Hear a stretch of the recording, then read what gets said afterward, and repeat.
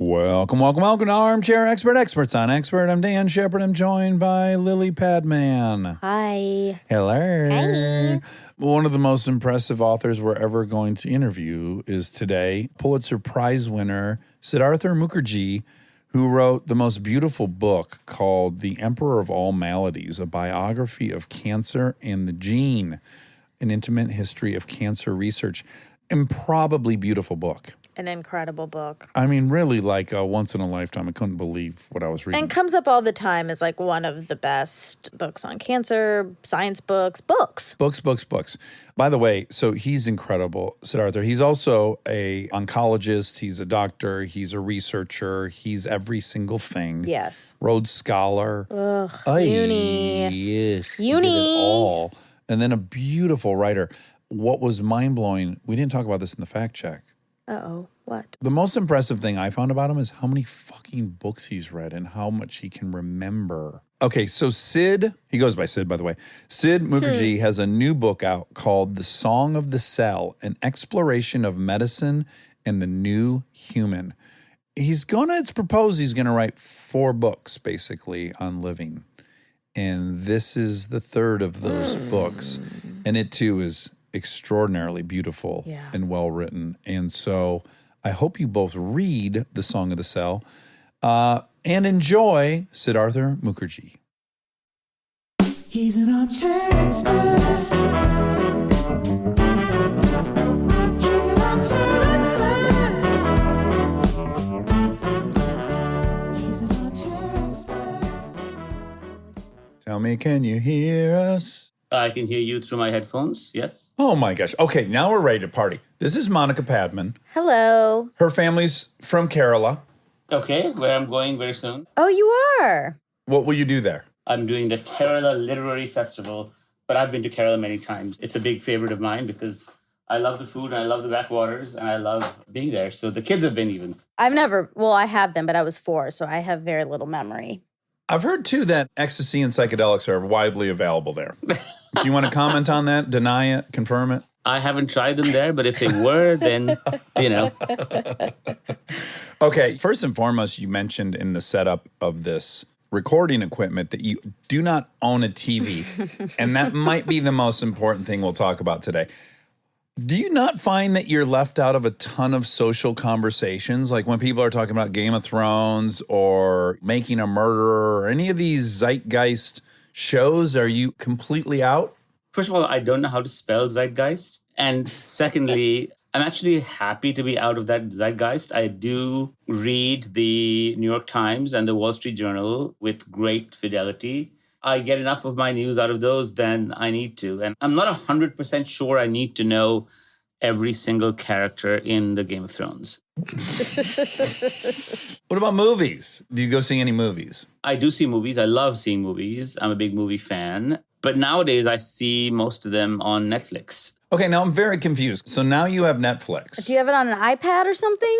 I have it on my computer. Oh, okay. So you can watch stuff on the computer if necessary. So, for instance, do you think I missed the Serena Williams match? No. Okay, good. Good. So, do you think I missed Federer's last match? No. Okay, there's a niche that we're hearing. Yeah. You watch only tennis. Tennis is not the only example. I mean, do you think I missed 1/200th of the various things that happened during the Queen's funeral? No, I watched 10 minutes of it.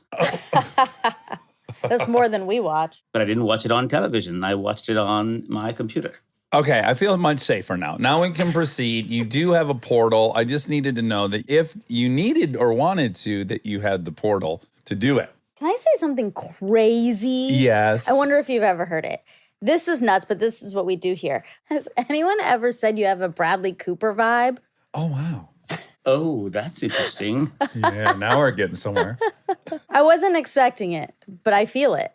For a long time, which is totally inexplicable to me, people have said I have a Jeff Goldblum vibe. I'm one of those people, but let's be very clear about it. You don't have a Jeff Goldblum vibe. Good, thank you.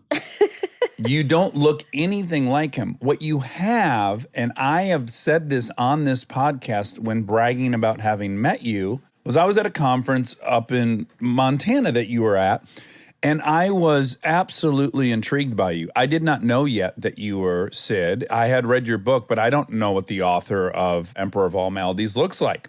And I'm just clocking that there's a scientist at this event who's got a leather jacket, wild fucking Elvis hair, a cool beard, a total vibe. And I was saying to my wife, the scientist from Jurassic Park is here. Like there's a rock star scientist at this event. Truly. And I even said to Adam Grant, who introduced us, I said, who is the rock star scientist at this event? Yeah. That's what people mean. Not that you physically look like him. Oh, that I breed dinosaurs in my incubator, basically. That's the point. No, the point is that you are a punk rock scientist. I'm going to embrace that. You should. You should. And now you have Bradley Cooper to add to the mix. I've doubled down now. If this thing goes 2 hours, we'll be calling you Brad Pitt. Okay, so you leave India and you go first to Stanford, and then you are a Rhodes Scholar at Oxford and you get your PhD, and then you go to Harvard and get your medical degree. My first curiosity is, what is the cultural leap from New Delhi to Stanford? Is it an easy transition for you? Does it feel natural, or is it like, whoa? Because you not just went to an American university, you went to probably the most eclectic one of the group. Right. So I just have to push you back in time to 1989. There are no cell phones. There's barely email. There's only landlines. And I come to Stanford, which is lovely, except I'm out of touch with everyone, including my entire family, who think I've gone to the dead because I don't have a landline set up. I don't have any way of contacting them. And so my mother, after 4 days in a cold panic, she calls the international office. She says, I have no news of my son. He's supposedly at Stanford, but I have no idea. And the guy is like lanky, lots of hair, and looks usually as if he's lost on campus. Did I get this right? And my mom says, yes. And the guy says, he's here. I'm looking at him now. He seems to be lost, but he's heading in the right direction. Okay, you bounce around culturally to go from the Bay Area of California to then shoot over to England and the most historic college in some kind of tie with Harvard, I guess. Are you feeling like an outsider observing all these places? Or are you getting infected by them? I didn't ever feel like an outsider. I just did my work. I landed up at Stanford, and the next morning I was in my classes. I knocked on Paul Berg's door. Paul Berg was a preeminent scientist. He had won by then the Nobel Prize for discovering recombinant DNA, for basically an experiment that you would think is obvious, but is extraordinarily non-obvious in the 1980s, which is, can you take a piece of DNA from a lizard and another piece of DNA from a bacteria and stitch them together and put them back in the bacteria, and will the bacteria think, it's just code, I'm going to read the code? That was not possible. Paul found a method to take these two pieces and stitch them together into one single molecule. And that molecule was called recombinant DNA. So I think about a week or two when I was at Stanford, I went and knocked on his door and I said, listen, Paul, I didn't say listen, Paul. Paul's a very close friend now, so I can say this with some degree of temerity. But I went to Paul and I said, Dr. Berg, I'm very interested in this kind of work that you're doing. Can I be in your lab? And if I remember correctly, Paul said, okay, let me ask you 3 questions in biology. And I answered them. And he said, okay, you seem to know enough to be able to work in the lab. So I spent my 3 to 4 years at Stanford sort of immersed in that lab. I learned biology, biochemistry, immunology. I learned how to write about science. Then I was given a Rhodes Scholarship and went to work with Alan Townsend. And Alan was a very, very distinguished immunologist. And so I worked on virology and immunology there. So I don't think I felt like an insider or an outsider. I mean, the questions didn't occur to me. And in fact, to be totally honest, I don't even think that this kind of idea of insider-outsider existed in the same form that it does for our children. It emerged out of the 80s. It emerged out of a certain sense of reclaiming identity. What does it mean to be inside? Who's outside? I think it came out of that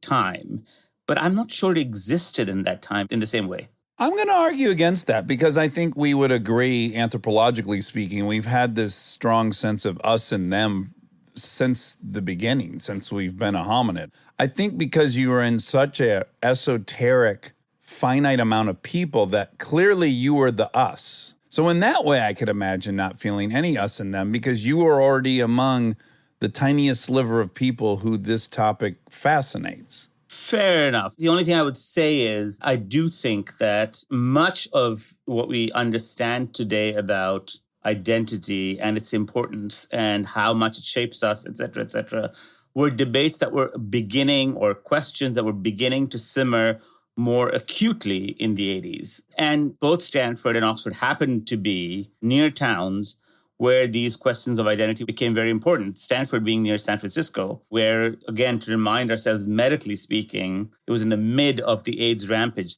And Oxford being near London, where, the question of who you are, whether you're Indian, particularly Bangladeshi, African migrated to London, were also questions that were beginning to sort of resonate through that, from which came books like Zadie Smith's White Teeth and Monica Ali's Brick Lane. So both these places were proximal to questions of identity, but they were, 50 miles from them. In some sense, you could watch from a distance. And maybe that's what I meant. It was there, I could sense it, but it wasn't the chief place in my brain. Yeah, wow, the AIDS thing is really, really unique in that you'd have to take away from that identity was an enormous component in just how the country responded to what was a very brutal illness, and any other brutal illness of that caliber would have been rallied around and fought against. And yet, because it only seemed to affect a certain group of people, the response was very different than the response of other previous diseases. Yes, absolutely. And Randy Schilt's book, And the Band Played On, details how much of AIDS was ignored by sort of mainstream medicine until people with AIDS started clamoring around it. And then subsequently, Larry Kramer wrote about it and others have written about it. But what no one had done before is what Schiltz did. So one question when you write a book is, how do you organize a book? Do you organize it chronologically? Is it a series of personalities? Is it a series of short stories that mingle with each other? Is there some more sort of modern or even postmodern way of organizing a book? Schiltz's book was organized as a kind of play-by-play. So the chapter would begin April 21st, 1982, 7 p.m. And then he would tell you a little story about what happened at 7 p.m. And it was so thrilling to read. It reads like a thriller. It's like a police timeline. And that's how he brought people into it. He was like, this is what didn't happen. Here was a meeting that could have happened, and maybe someone discussed the fact that there was an immunological collapse going on among certain men and people who had blood transfusions, and they moved on. And it was not until many things happened that you ultimately got the response that was needed for what became a pandemic. We're living through one right now, actually. Like, as you're talking about it, it makes me think of the crack epidemic of the 80s and 90s. In the response, it was criminality, it was a moral shortcoming. And now the opioid epidemic is an epidemic. Even that word, it's an epidemic. It's a health crisis. Now that it's killing white kids, now the whole lens of addiction has shifted. It's kind of similar. Yes, very similar in some ways. Although, of course, the difference with the opioid epidemic is that it is now becoming clearer and clearer that it was incited by very particular forces that wanted to sell opioids as drugs. They paid off people. And let me tell you, as an oncologist, I feel the pain in the opposite direction because opioids are very strong drugs and very useful drugs. And now I feel curtailed in my ability to prescribe them to patients who need them the most. But there's an equal and opposite crisis in the fact that I can't prescribe these absolutely essential drugs to people who really, really need them. I've had a father and a stepfather, both died of cancer, your specialty. And yes, it seems that you have to declare, I'm going into hospice to get the full cart of help. But prior to that, they're not going to possibly prescribe you what the person might need to be comfortable. Is that accurate? It's just that the bar has risen. It means filling out more forms. It means doing a lot more than we were doing, let's say 10 years or 20 years ago. And in order to become an oncologist, you first have to train in internal medicine.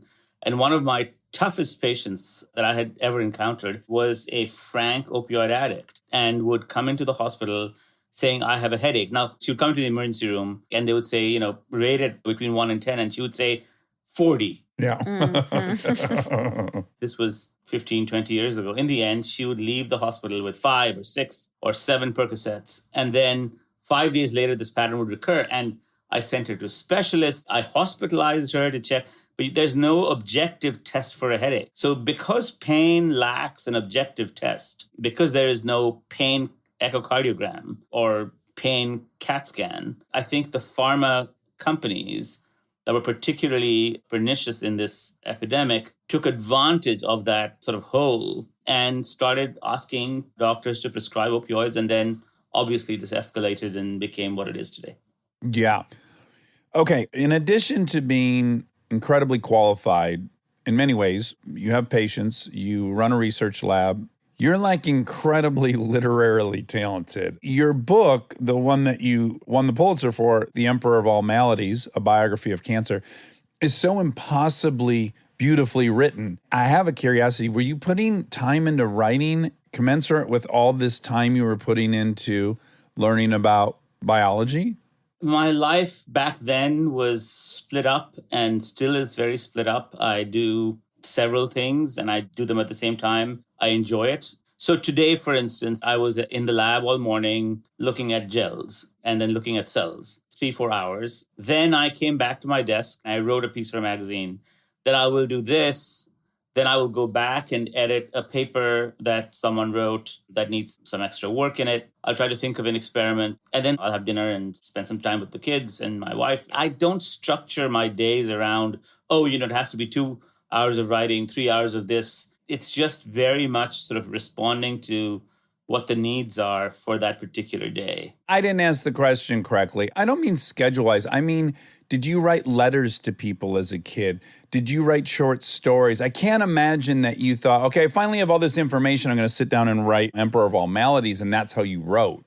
What I did do, and I always tell people this who ask about sort of writing, I read a lot. And I think you can't be a writer if you don't read. And when you read, you've got to read diversely. You can't say, I'm going to write a book about cancer in the manner of The Emperor of All Maladies and say, I'm only going to read science writing. You have to read diversely because people have very different ways of talking and thinking. And all of that comes into our idea of how to write a book.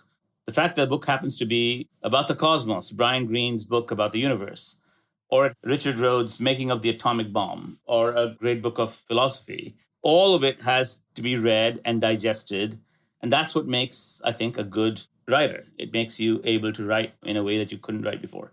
But within that, you have a writer's voice. You seem to have found yours quite quickly. You have this weird layer of noir over what you write, in my opinion. There's this very romantic, like 20s, black and white, shimmery nitro in the print. I can see the filter it's going through, and it's very consistent. It's a lovely description. Thank you. Like, I can see why Ken Burns was like, I want to make a doc about both the books you've written, because I can see it as I'm reading Emperor for sure. I know what the film stock should look like. I know what the lighting should be like. Like, it's just there. Well, it has that thriller quality you were talking about earlier, the police timeline. It feels like a narrative. When I write, I try to think of a cinematic quality in the writing. I love watching films, but I have a very particular kind of film that I like. And they all come from the 40s and 50s, where lighting was very important. So Tarkovsky is a big favorite. And then much later, Kieslowski. So I don't actively sit down and say, I'm going to write a novel that sounds like a novel that Tarkovsky would have liked, or, Andrei Rublev or something.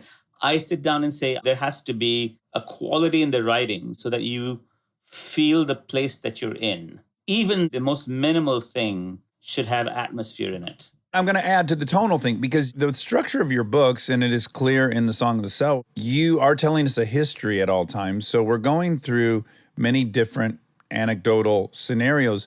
And what has to stay clean through that for it to be cohesive, again, I would analogize it to making a movie. You might have a funny scene, you might have a breakup scene, you might have a death scene, but there has to be a visual and a tonal cohesiveness through all the different elements. And I think that you're dropping down into all these different time periods, but that tonal point of view of you as a writer is what makes them all consistent and cohesive. Well, Song of the Cell is my fourth book, but really a third in a trilogy of books. Emperor, The Gene, and then now The Song of the Cell. In nonfiction writing, there's a very old phrase, which is chronology is your best friend. It makes life much easier. I started writing Song of the Cell and realized that I couldn't use chronology because it would have been incredibly boring to read and not atmospheric. And I would not know what to do with chronology. You know, he discovered this, she then found that cell. So the Song of the Cell is organized very, very differently. So there's a prelude, which is historical, but then each chapter acquires the personality of a cell. And I didn't realize it, but as I was going through it, the Song of the Cell makes a very controversial, but I think important claim about knowledge. A reviewer recently sort of reminded me of this. The iconography of life for the last 10 years has been DNA. The lovely thing about DNA is that it has a very defined structure. It'll look the same whether it's here or in the moon, or if we find it in some ectoplasmic alien that comes from another planet. If that ectoplasmic alien has DNA, it will look like DNA, the same DNA that you and I have. And if Paul Berg had his druthers, he would stitch those two pieces together and produce a piece of DNA, which would be half alien and half human, and it would still look like DNA. And that's been an incredibly unifying philosophy for science. The cell is just the opposite because it doesn't exemplify uniformity, but it exemplifies the enormous diversity that comes out of that molecule. Now, DNA itself, that molecule, is lifeless. It's a code. But a cell is the deciphering of that code into something that emerges out of that code. And your neuron and your liver cell and your white blood cell, all of which contain the same code, look completely different from each other, behave completely differently from each other, occupy completely different spaces, and have completely different functions. And so the epistemological claim in the Song of the Cell is that maybe we should be moving from the century of the gene to the century of the cell. The gene, or DNA, has become so iconographically identified with the great unification of biology that now we're finding out that beyond that great unification lies a layer of that commonality becoming extraordinarily diverse, acquiring extraordinarily different functions. And that is where we should be paying a lot of attention, because that is the locus, as the book claims, of life, and it is a locus of disease. You know, the last chapter is going to this in great detail. It's so satisfying to have a single molecule that looks like a single molecule. But if someone says to me, draw a picture of a cell, I'd say, well, what cell? A neuron? It looks completely different from a skin cell. But knowing that if I had to be a physician or if I had to do something about the body, yes, of course, I can alter genes. But ultimately, everything that comes to life, life's basic unit, is not the iconographic picture of that great unifying molecule. But life's basic unit is the cell. And it's the cell that we should understand and figure out if we want to figure out both normalcy in life and disease. That's sort of the punchline that's hidden behind the book. And that's why this book couldn't be organized chronologically. It's not a pathway of discovery. It's like a million starbursts. And you figure out each of these individual functional properties of a cell, how a neuron is different from a white blood cell. Each of these is its own story. And that's why the book is divided up in this manner, in which every single chapter acquires the functional property of a cell. Does that make sense? Yeah. I do want to, though, put in a layer so that people who aren't familiar with the cell, it is in your preface, which is, so Hooke and Leeuwenhoek in the late 1600s, they're looking through these microscopes that they have created themselves. They're not the ones we get to use. There's other people who've done it. But they start realizing, oh my gosh, all living things are really made up of cells. This is completely proprietary at that time, right? We're just looking at bodies in front of us, animals, plants. At best, they're dissecting some stuff. They see organs. Oh, there's stuff inside these bodies. But this is the first time that they're going, oh no, everything we're looking at is made up of these cells, and every single living thing has these cells. That's like a complete paradigm shift. Leeuwenhoek and Hook find cells. They're very interesting, exciting characters. But they don't have the wherewithal to make the most audacious claim of all. And it's not until another 150 odd years before two other scientists, Schwann and Schleiden, who are very close, they're colleagues, one studying animals, one studying plants, who make the claim that you're making, that everything, all life, is made out of cells. I guess they were just the first to name it a cell. Correct. Right. God, and I don't want to jump to the end really, but we all grew up with that understanding that we are an aggregate of all these cells, that all these cells are working in concert, that they come together to make this enormous thing that appears to be its own individual thing, but really it's made up of billions and billions of cells. I think that is a really profound thing for people to have recognized. Absolutely. And at the time, it was very controversial. Lots of people thought that this is all nonsense. How could you possibly imagine that when you go down right at the microscopic level, that the microscopic units that build the brain and the heart are basically similar or the same? Coming back to the last piece of conversation we just had, they don't even look similar. And yet functionally, metabolically, biochemically, if you go really into the heart of it, they are the same thing. They're two manifestations of a unit, and that unit is a cell. So it was a really, really bold claim. And at that point in time, you can imagine lots of skeptics saying, this is complete nonsense. Well, you're proposing contradictory things, which is our bodies are made up of these self-contained individual items that make one thing or a whole. So they seem just logically completely counter to one another. And that's the leap you're asking at the end of the book to make, which is between atomism and holism, right? That it has to be one thing or another, that either this is one cohesive blob or that there's individual things. How could they possibly be working in concert with the rest of the individual things and creating this body? Is very hard to comprehend. Still, it's wild that all the cells are on their own, surviving on their own and self-regulating, and yet they are a web that creates this greater thing. And I think that's what's very profound about organisms or bodies, that you have a whole system whose job is to make sure that you don't get invaded by pathogens. You have a whole system to make sure that the salt in your body doesn't exceed some limit. You have a brain that is allowing us to have this conversation.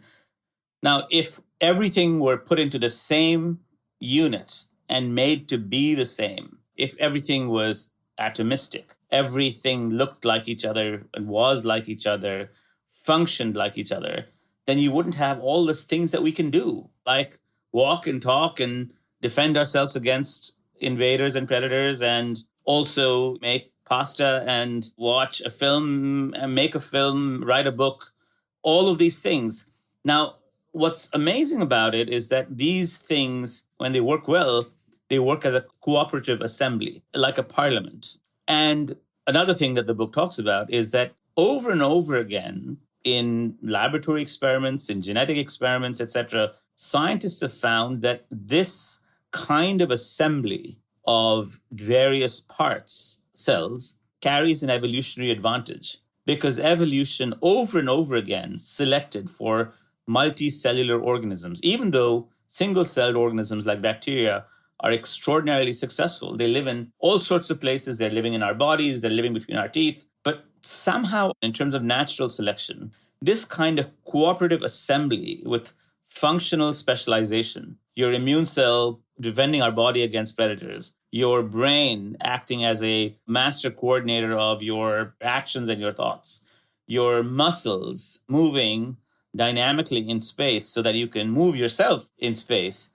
All of this cooperative assembly was of great evolutionary advantage, so much so that people believe that these assemblies evolved separately and independently multiple times. In other words, multiple times during evolution, there was a leap from single-celled existence to multicellular existence, because somehow or the other, and we have theories about these now, but they're theories. You can't wind the clock back. But somehow or the other, this assembly, this idea of the song of the cell, the fact that these things are singing together, and there is not just sort of one note coming out and another note coming out, but they're singing together like an assembly, somehow or the other creates an incredible evolutionary advantage. And you could say that is what human beings are. We lie on top of a certain chain of evolution because these assemblies work.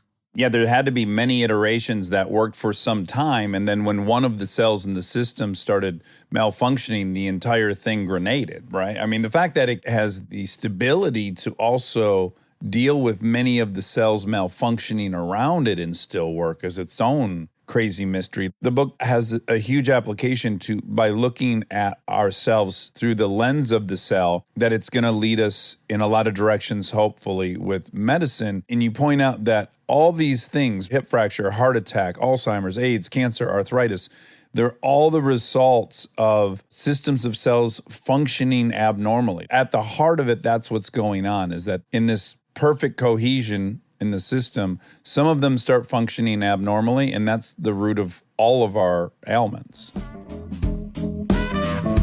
Stay tuned for more Armchair Expert, if you dare.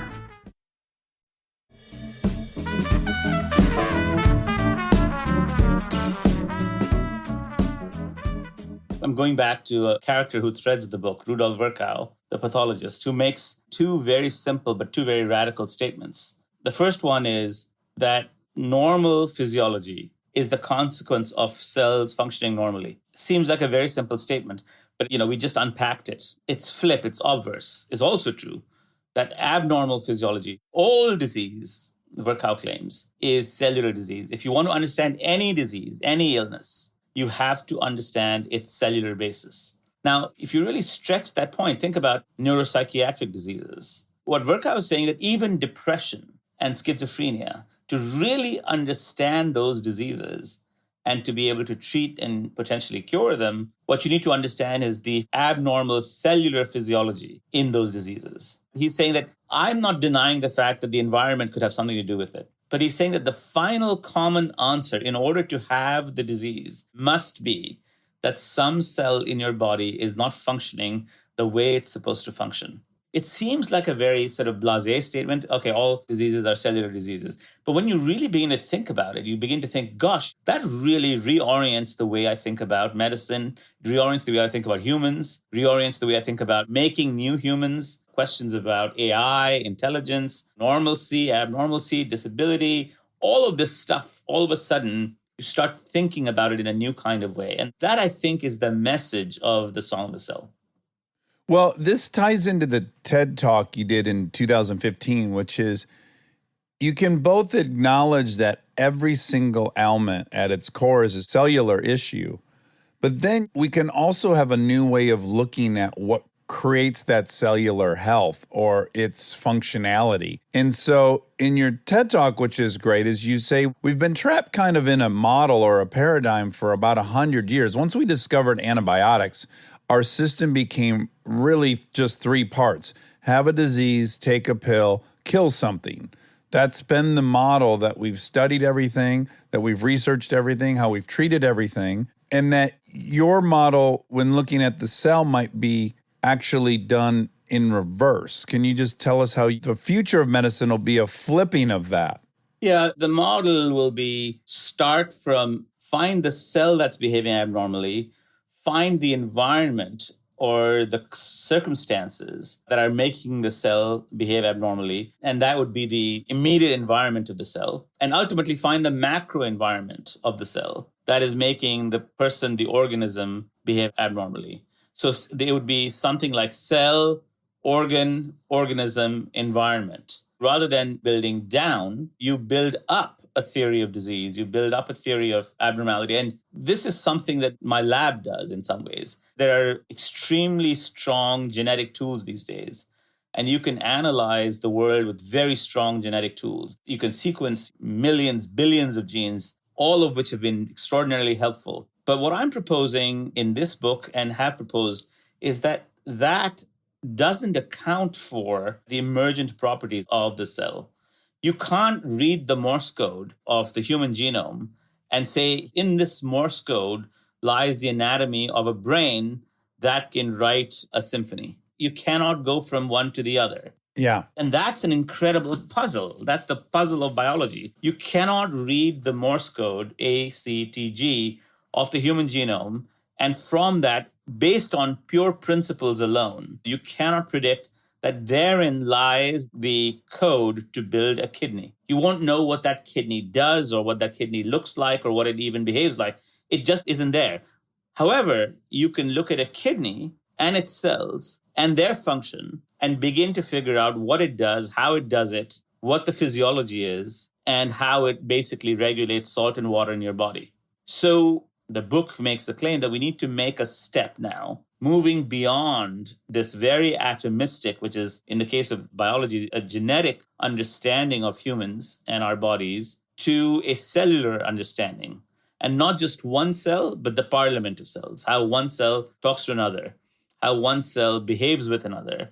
And until we understand that, we'll understand simple genetic diseases, but we won't understand real complex diseases, and some of which we talked about. Well, you give this example of a scientist walking through the forest with an assistant that's out to help him. He's a local. And as the scientist is walking with this guy, he's discovering that the local guy knows every single plant species. And initially, he's really, really impressed and shocked by that.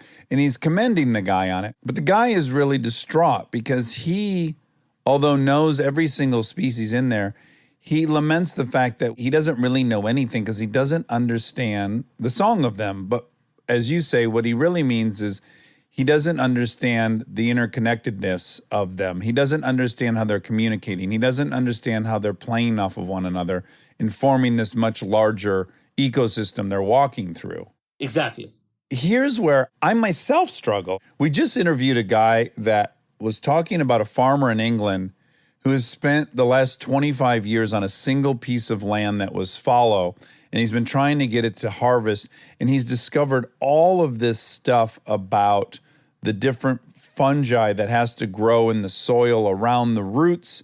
And then he also found that of these, I forget what he said, 20,000, whatever, there's only 4 that grow on the roots, and they happen to be the 4 that are in our microbiome. So for this guy trying to resurrect a farm, discovering that you could look at the root for the rest of his life, but the more he focuses out and realizes that the whole thing grows in combination with all these other things, the picture just keeps getting bigger and bigger and more complex. Now, here's the thing I struggle with. Like, I can acknowledge that there are cells in my body. I can go even smaller. I can say there's electrons, there's protons, okay, then there's atoms. Now there's these cells. I get it. These cells are somehow working together, and they're in my body, and they've formed organs and bones, and I am this thing.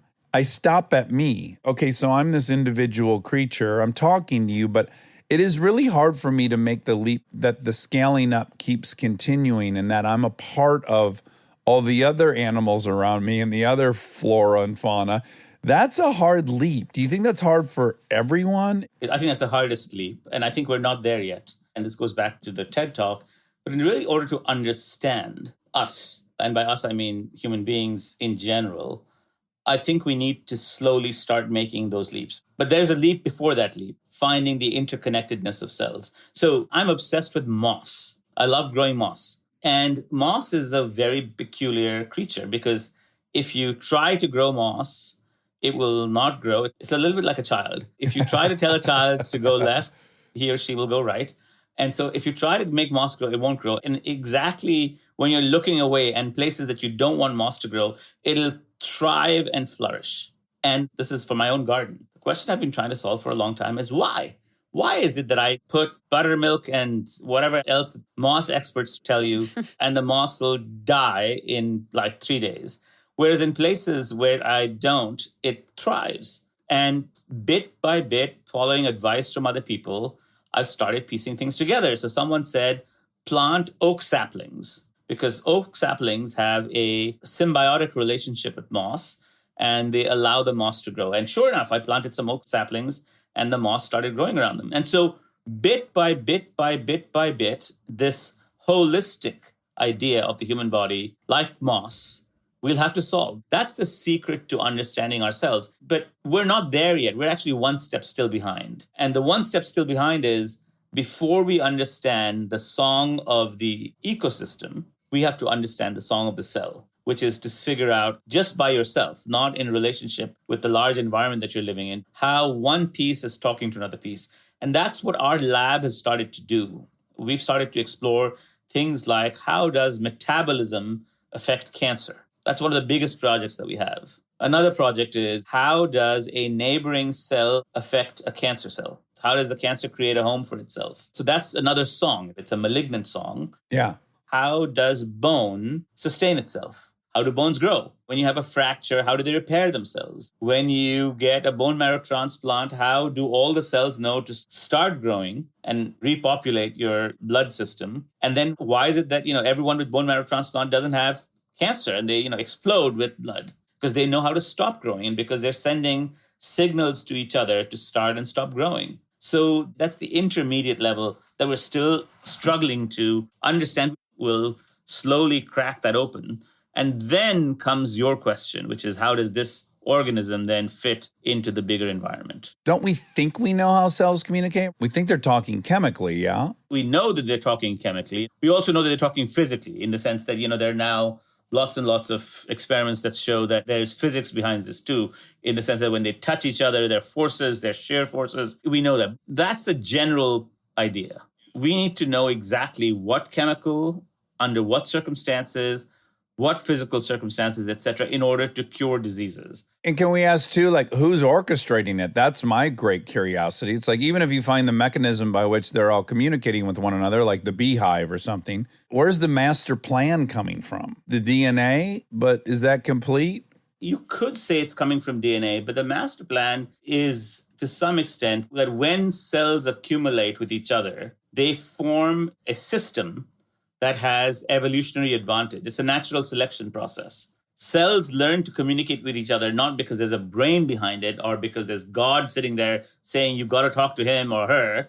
Yeah. It's because the only way the organism could survive was if one white cell talked to another white cell. In an organism where two white cells could communicate with each other, that organism is a much better defended organism against a pathogen and will survive. So the master plan really is the playing out of evolution by natural selection. And there's no other master plan. And that's what's amazing about it. It's a distributive plan. No one said that this is how you have to behave, but that's how cells behave. Right. And so that general principle is known, but the details are very important now. A cancer cell which has metastasized to your bone, what exactly is it doing to make a home for itself? When I say exactly, I mean what chemical is it secreting so that the bone thinks that it's perfectly fine to have a breast cancer cell sitting inside bone? That's not normal. Why would your lung cells say, oh, okay, it's perfectly fine this morning for a breast cancer cell to come and sit in the lung? Why would it say that? Yeah. And why does the spleen not ever say it's okay? This question comes to us from the 1890s. The spleen and the liver are the same size. The spleen almost never has metastases. The liver is one of the most frequent sites of metastases. Why? And they're next to each other. So somehow or the other, there's something in the spleen or something about the cells of the spleen that won't allow or won't be permissive to a breast cancer cell coming and setting up shop there. Whereas there's something in the liver which says, come be my guest. Why? The answer has to be that the pancreatic cancer cell makes some factor, a chemical factor, which then makes it a permissive cell. It becomes what the biologist Ruslan Mezitov calls a client cell. It obtains a client permission to live inside the liver. And what's more is that it also allows that cell not to be scanned by the immune system. Right. Does it become invisible or a recognized client? We now know that some of them become invisible in the sense that the immune system thinks of those cells as part of the normal repertoire of that organ. Since it doesn't attack the organ, it doesn't attack the cancer cell that's resident in the organ. But now we've discovered more. So not only does the cell make this cloak of invisibility around itself, it also makes a house of invisibility around itself. So in other words, it attracts other cells to form a kind of shell around it. But what we need to know, if we want to solve all these problems, is how is it making that camouflage? What chemical? It's not enough to say a chemical. We need to know exactly what chemical. Can that chemical be inactivated? Can that chemical be targeted? This is what my lab has taken on. So I often say I missed the genomic and genetic revolution. It passed by me. And in some ways, I'm thankful for it because genomics and genetics is very seductive. You can sequence the Morse code, but if you read the Morse code, you cannot from that code understand exactly the questions that I asked you. Nothing in reading human DNA will tell you that a spleen is not a site of metastases while the liver is a frequent site of metastases. You can read the genome backwards, upwards, sideways, and nothing will tell you why this fact is true. You have to look at the cells. You have to look at cell biology. Is it feasible that in 100 million years, we will evolve for every organ to behave like the spleen?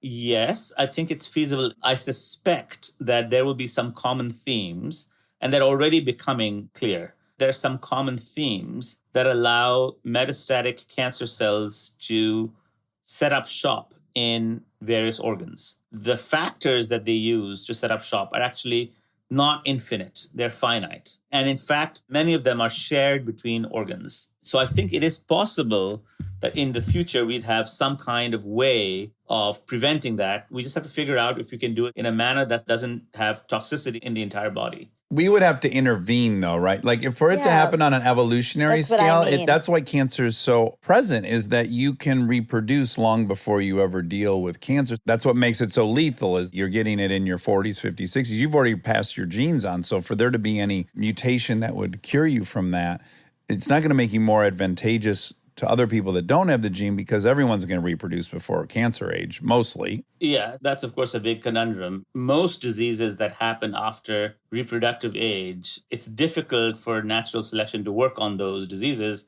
because you've already reproduced, unless they're genetically passed down. And cancer, although it's a genetic disease, it's a disease that happens in older age, typically, not always, but it happens because something changes the genes, a copying error, or a carcinogen changes the code. But natural selection can't act on that because you haven't passed that code down to your children. Your children have gotten the intact code. Now, that's not completely true. You and I know that there are some familial cancers where the genes are passed down. And in those cases, if you get the cancer early enough in your life, there's adverse selection against that. And that's why most cancers are not acted upon by standard natural selection. Now, there are people who study biology and evolution and talk about sort of kin selection in the sense that you need families and you need a protective environment, et cetera, et cetera. There is a way for natural selection to act beyond reproductive age, but that's a different story. It's somewhat a minor story. Okay, I just want to comment on one thing, and then I want to try to ensnare you in something you probably don't want to talk about. But really quickly, the fact that the genomic revolution passed you by could be this huge asset to you, right? Because just like CRISPR and these other technologies and what we did with the COVID RNA vaccine, that happened as a result of a great scientist being forced out of the DNA exploration, having to focus on RNA, which no one wanted to study, right? RNA has been fascinating to scientists for a long time. It's harder to study for various reasons. Its biology is more complex. Every cell doesn't have the same RNA, bar a few sperm and egg cells and your immune cells, which are slightly different from each other, and some mutations that occur in individual cells. So with those exceptions aside, for the most part, every cell in your body has the same DNA. And so it's much easier to study that. Every cell in your body, on the other hand, does not have the same RNA. RNA is made from DNA. It's the soft copy. And your brain cell has a completely different set of RNA molecules than your liver cell. And so RNA has been a great problem to study. Studying it has won dozens of Nobel Prizes, has had really quite an impact on human biology. And you're absolutely right. There were lots of people in that time studying DNA and very few people studying RNA. And in fact, it's the study of RNA that led to the creation of the new vaccines. Okay, I got to say one more time.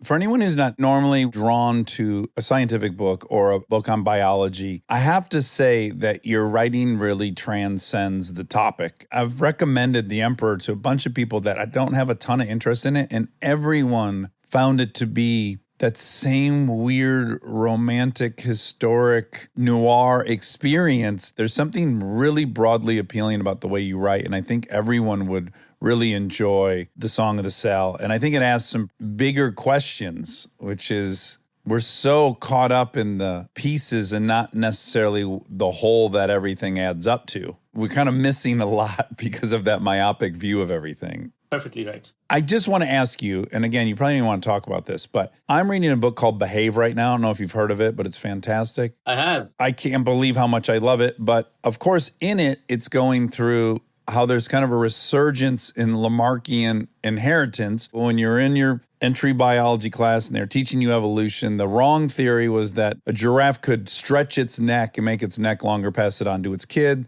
He became a punchline, Lamarck. Now, as we learn a lot more about all the different things that are reading the DNA, transferring, turning genes on, turning them off, it seems much more complicated. In reading Behave, I'm like, could you just say that DNA is every single ingredient in a pantry, every single food product that could ever exist, and that really it takes a chef to then make you a dish with all these ingredients, like between the RNA and the epigenome, turning on and turning off genes? It just seems like maybe an endless pantry, and that there's great variability with all these ingredients, and that perhaps maybe some co-view of it could exist. I'm wondering if from when you wrote your paper in the New Yorker in 2016, you got some backlash, if even from 2016 to 2022, has it inched closer to maybe a view of evolution that maybe involves both elements? The 2016 paper, first of all, was an extract from a massive book. Yes, The Gene. And standard mechanisms of gene regulation, there are 4 chapters on it. The extract happened to be from a chapter which talks about what I would call non-standard or newer ways by which we are exploring the way genes are regulated. And a certain group of scientists who are very touchy about standard ways of gene regulation started saying, no, this is all new. Of course it's new. That's why it's in the New Yorker. If it was a standard textbook explanation, it wouldn't be. Now, over time, I think people are realizing that there's more to gene regulation than we originally knew. Because the code is the code, right? There's a master code. That code has to be regulated so that your neuron doesn't have the same RNA and proteins than your white blood cell. The standard model, which is a very classical model and is absolutely correct, is that there are factors called transcription factors, master regulators, you can call them whatever you want. They turn genes on and off. Absolutely correct. Discovered by Jacob and Monod in the 1950s and 60s and elaborated on extensively. What's interesting is that standard model now is being refined. And we are realizing that there are more and more elements to that standard model that need to be added. And this indignance about not thinking that there are more things that need to be added is just, to me, absurd. I'll give you some classical examples. The cancer that I study, acute myelogenous leukemia, AML, the most common mutations are mutations in the very genes that don't fit into the standard model. In other words, these are genes that attach chemical signals to DNA, not transcription factors. Here's a totally dysregulated cell whose genome has been totally dysregulated. Typically, not always, does not have alterations, or the alterations are rare in those very factors that, are considered the classical ways that genes are regulated. And I cannot seem to convince people that we need to think a little bit more deeply about genetic regulation. It's more complex. Now, the second part of the question that you ask is about Lamarckian evolution. The article was very clear. There are some examples in smaller animals of intergenerational Lamarckian evolution. But those examples are few and far between. We know the mechanisms of some of them. Whether they last across multiple generations is a question mark. But also, this is the strange thing about the blogosphere. Someone will pick up something from the blog and say, Siddhartha Mukherjee is a proponent of Lamarckian evolution.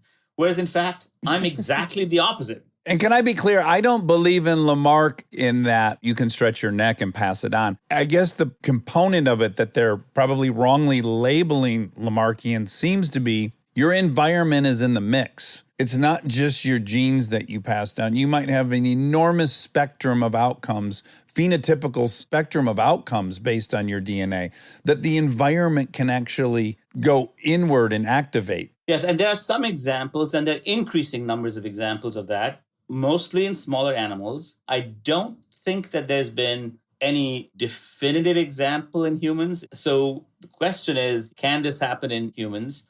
There has been a lot of controversy about it. I've acknowledged the controversy. The book, the article, everything I've written talks about this as speculative, controversial, and unlikely to have evidence in humans. I can't say any more than that. Yeah. But you're absolutely right. The environment impinges on genetic regulation. The way we understand gene regulation is incomplete still. We need a lot more understanding.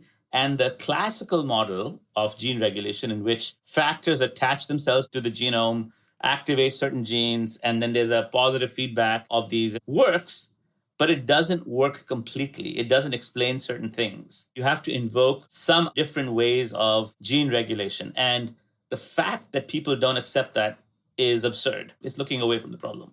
Well, I think it gets down to the very most fundamental flaw we all humans cannot resist, which is we want a definitive statement. We're so uncomfortable if we don't have a definitive statement. Either Newtonian physics works or no, oh, it doesn't work in this situation. Oh, no, now we need to incorporate. There's such discomfort with the notion that multiple things may be working at once and not at all times and sometimes at other times. But I think when we get anchored into these binary, I just feel like you're bound to miss so much. It's like confirmation bias. You can't see the contradictory facts because you're now just trying to defend Newtonian physics or that nothing goes faster than the speed of light or any one of these things. It's just funny to me that it feels present in biology as it is in politics and everywhere else. All absolutely correct. I mean, I think that gene-environment interactions are not fully understood yet. Gene regulation is not fully understood yet. There's a group of what I would call old school classical biologists who believed that they had solved the problem, then dusted their hands off. And indeed, they'd solved the most major part of the problem, which is, yes, it's absolutely true that the reason your neuron is a neuron or your nerve cell is a nerve cell and your white cell is a white cell is because there are factors in it, there are proteins in those cells that bind to DNA, activate or repress certain other genes, and thereby make certain proteins express in the nerve cell and not in the white blood cell. That's absolutely true. But that explanation of gene regulation is still incomplete. It does not explain certain things that we're finding out about cancer, for instance. It doesn't explain certain things that we're finding out about gene-environment interactions. It does not explain certain things about how some of these signals can maintain their permanence when the cell divides. It did not explain why calico cats are calico. They have patches of different colors in their skin. So there were things about the classical model, which is absolutely correct, but does not fully capture the complexities of gene-environment interactions.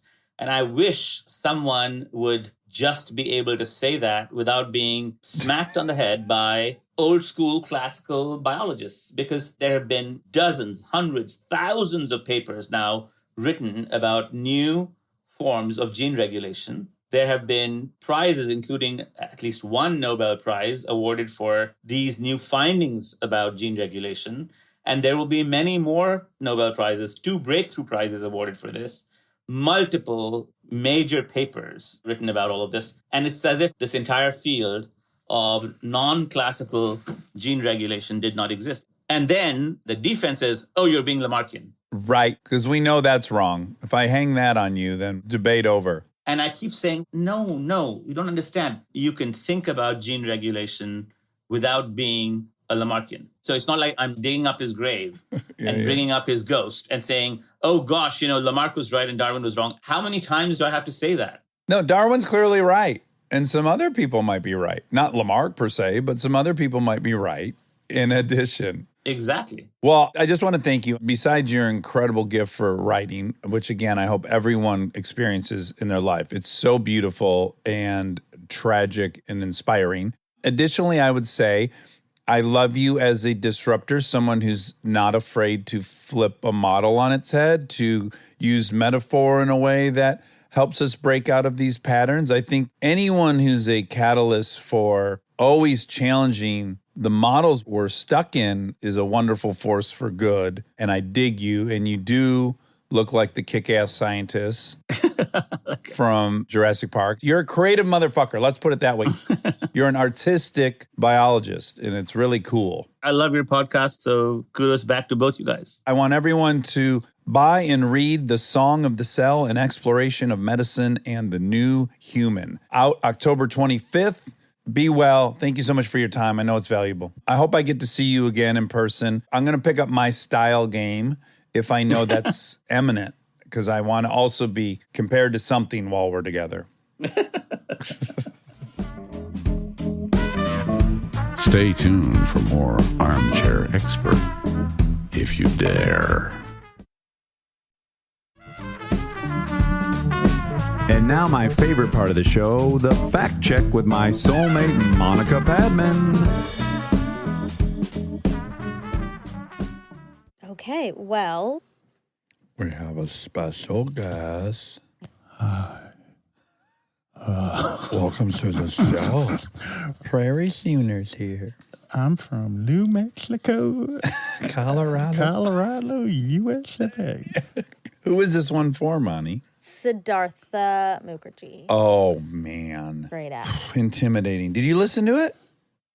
Yes. That's not what I meant. I know you edited them. I didn't know if you were there yet. I don't know. Of course you are, I have because to you. be by the time that I do this with you. Of course. I wasn't saying anything. I just meant you did hear it. I was pretty critical after that one. I was not proud of my performance in that one. I remember being in a bad mood after that. Why? I try my hardest to maybe condense what I think I understand about their thing into like a simple analogy or simple delivery of this thing. And I just didn't have those skills that day, is what I thought.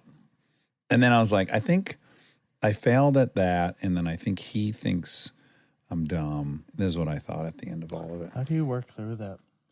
I can't work through something I've done 15 years ago. Like, if I feel like I did something. Yeah. I had to go, some of them you're not going to think you nailed it, and some you're gonna, and there'll be more.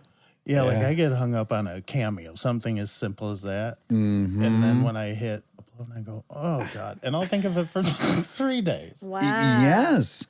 I will tell you, it was good and interesting. And it didn't feel like you weren't talking enough or you weren't doing, it felt like you were doing the perfect amount. Well, I also, the other reason I was upset was that I apologized to you afterwards. You did, which was very sweet. It was like, there's only a handful of these, and there's really no predicting why I'm going to be insecure. I can't pinpoint it, right? Like weirdly, it was more fun talking to Bill Gates than I was him. Yeah. There was something about him that same with Jared Diamond, like I got to be perfect on my end. And what he knows is so dense that I've got to I got to crack this thing. Anyways, all that anxiety resulted in me not leaving the door open at all for you to talk. And I knew it was happening. And I was panicked that I wasn't getting to this other thing. We need to know about his book, whatever. I was very stressed about it. And then in my worst way of dealing with that is I just, I'm trying to control the whole thing. And then afterwards, I was very regretful that I didn't leave more space for you. You know what part of it was? What?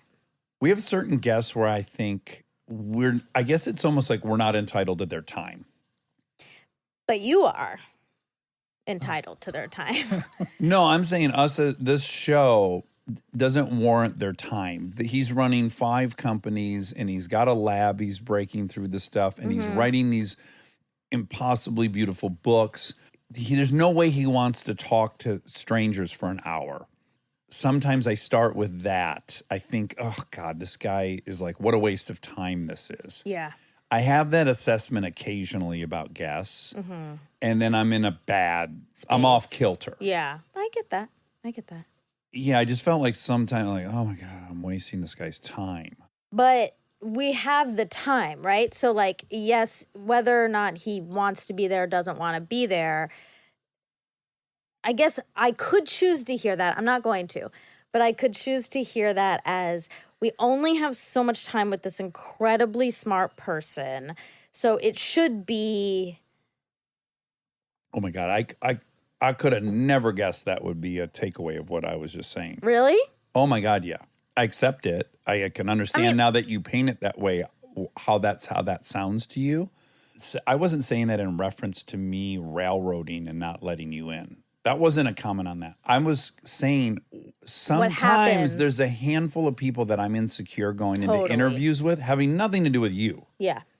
Or even considering whether I'm going to talk too much or make space for you. That aside. Yeah. There's a handful of people that I'm too stressed You're out overwhelmed about. by it. When we start, Yeah. it's like I gotta somehow talk about his whole cancer book and the cell and all that stuff. And I think he might be doing us a favor through Adam Grant. I don't know if he wants to be here. I mean, yes, and I'm just gonna get it's not a favor. It's a great place to promote a book. Exactly. Yes. Exactly. Thank God it only happens once in a blue moon. Yeah. But it does happen. And he was one of them. And I thought I did a terrible job. And I also, in my panic, did not leave any room for you to talk, which absolutely sucked. But when I say we don't deserve their time, I don't mean so therefore I should take all the time at all. I don't think. I just want you to not be worried about it. It went great. Yeah. It went great. It's a good episode.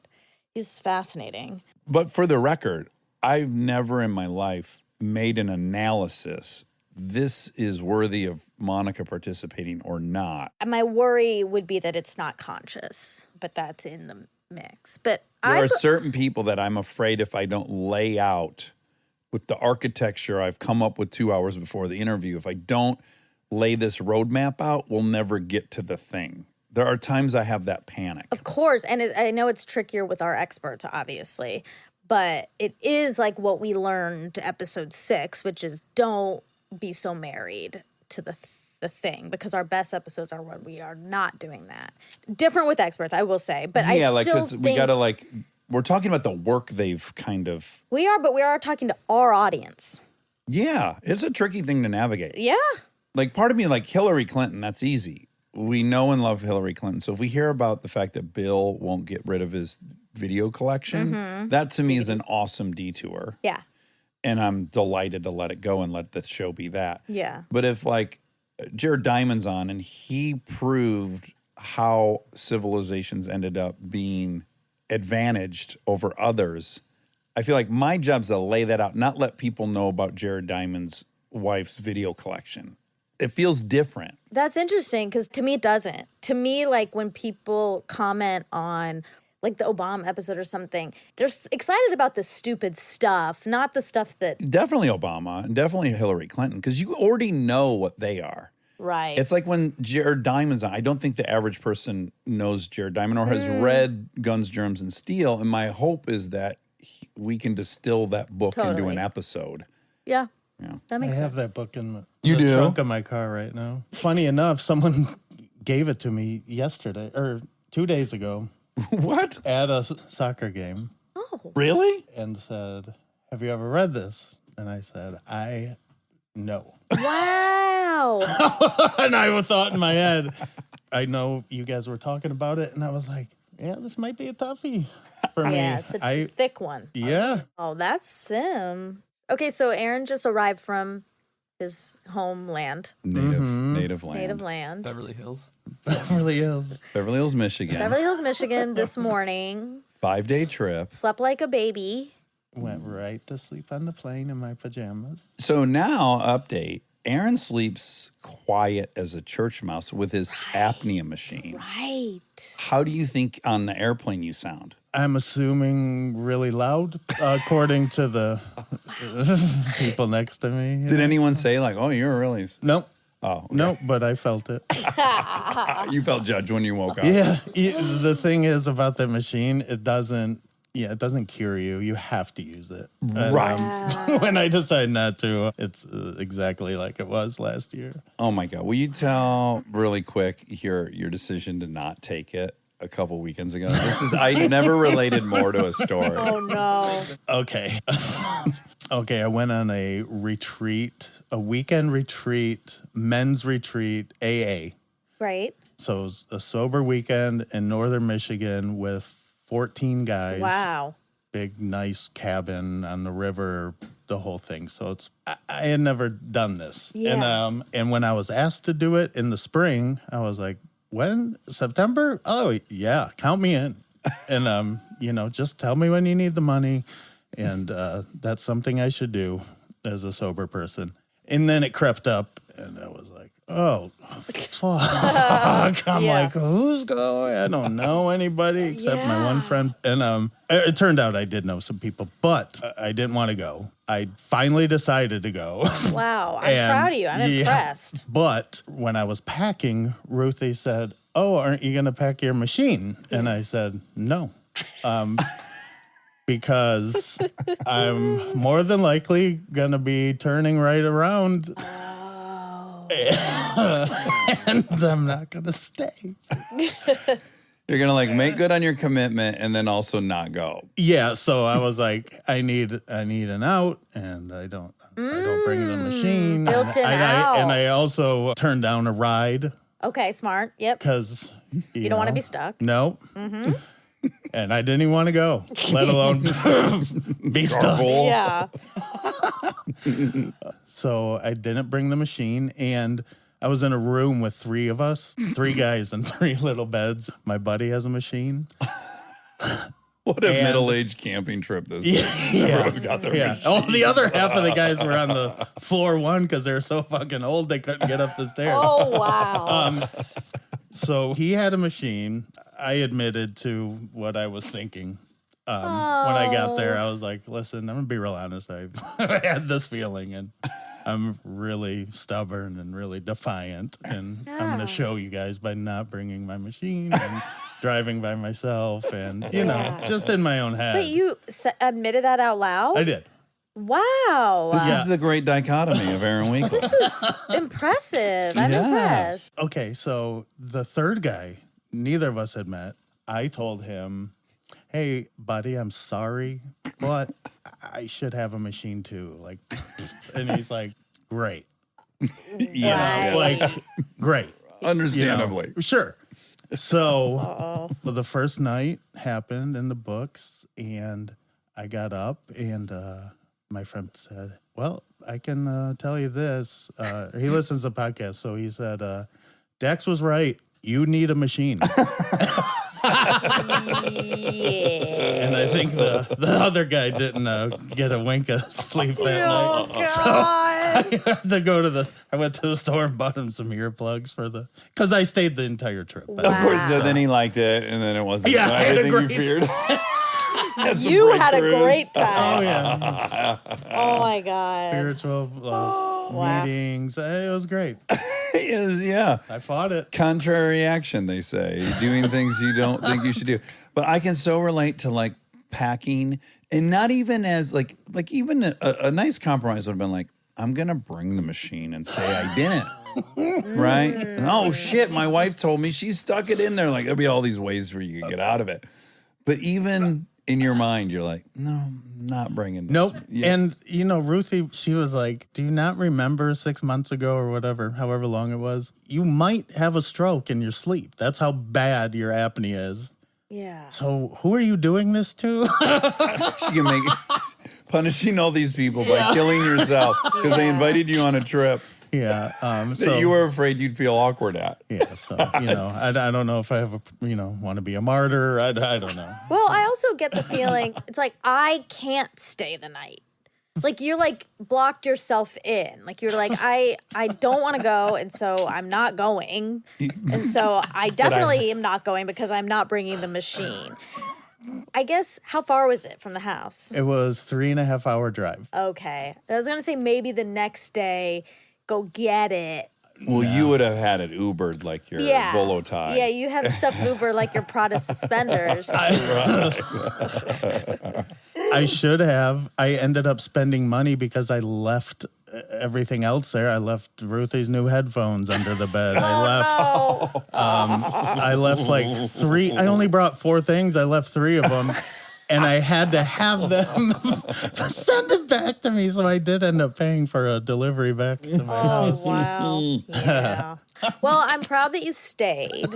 I'm sorry for that person because lest we forget, I've experienced you without your machine Oh yeah, and the camp in the and RV. yeah. That's a tough sitch. And Monica's very protective of you and loves you. So and much. you even angered her. But I didn't think that could happen. But definitely you and Laura, when I woke up. I felt a chill in the air that morning. You didn't anger me, but I was upset. I couldn't believe what I had experienced. I couldn't believe it. Some people, you just can't believe it. Yeah. Yeah, you got to kind of witness it. It's kind of like Eric's sneeze. Oh my! We could Exactly. talk about it forever, but you got to experience it. Yes. Because I had headphones in with white noise and it didn't matter. And it was like, wait, how is this not mattering? The reason it's impossible to ignore is that there's no pattern to it. And there's long periods of zero breathing. So you actually, as someone who loves Aaron, Yes, scared. you're considering waking up and starting mouth to mouth. Like a couple hundred times a night, you think, oh, I got to go nudge him and see if I can get him started back up. I think I actually, now that I think I do have a little PTSD because my dad snored or snores. I assume he still snores. So if we went on away. vacation, Oh, this just happened. You guys went on a family Not vacation in New just. York 6 years ago, 5 yeah, years a ago. long time ago at this point. But yeah, we went on a family.